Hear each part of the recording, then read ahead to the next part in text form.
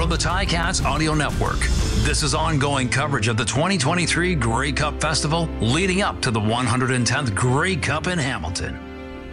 RJ Broadhead catching up with Bakari Grant, great receiver for the Tiger Cats. What are you doing now, Bakari? I'm down in the Bay Area, California, enjoying that weather, dealing with this cold a little bit. Okay, but you've been here. You know this isn't even cold yet. Yeah. But it's a big change for you. I forget quickly, so.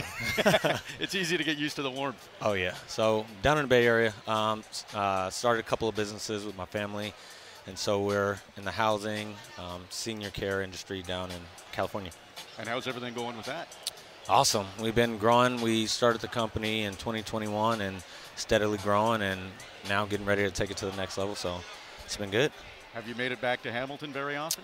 Last time I was in Hamilton was 2019, and it was a playoff game here, and I think it was the playoffs at the time, and that was my retirement as well. So, what memories come back to you when you come to Hamilton?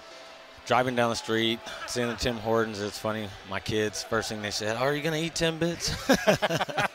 So just seeing all the old streets and kind of going through that same track of, going from the house to practice and pulling up to the stadium. So just kind of the whole atmosphere. You had that breakout year in 2013. What clicked that year for you?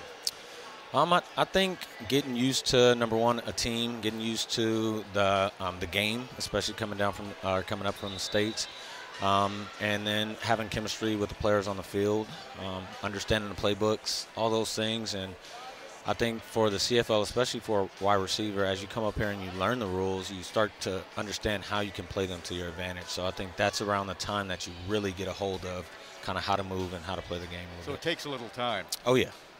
Absolutely. Now, you're 6'4", you're tall. How much of an advantage is that for a receiver? Based on the Tiger Cats this year, their tallest receiver was 6'2". They had shorter receivers, a couple under 6 feet, but every team's looking for that tall receiver who can play, who can run. You had the whole package. Yeah, I think there's an advantage to every different body type. You look at someone like Speedy B, who is almost the opposite kind of me, but had huge impact on the game. So I think as long as you understand your attributes and you play to them, and coaches utilize you in the right way. We were talking about it yesterday. I wasn't afraid to stick my nose into the box and block and pick up blitzes and catch the ball across the middle. So I think it's the type of player that's willing to do some of those things that make you successful. You look at the teams that are going to play in the Grey Cup this year and the teams that really were in both the finals. They had, some really good receiver play. And so I think it's just important to know your role and to fill those different roles on a team. And depth, receiver depth. Absolutely. Up here you need some receiver depth because, it's a long season, and when the weather gets cold or semi-cold, as you call it right now, this is when you need guys to show up and play their best game. So absolutely. You played with a young Andy Fantus. He's now doing work with the Ticats Audio Network, doing a great job on air. What was he like as a player? Youngish Andy Fantus I played with. Youngish, yeah. Yeah.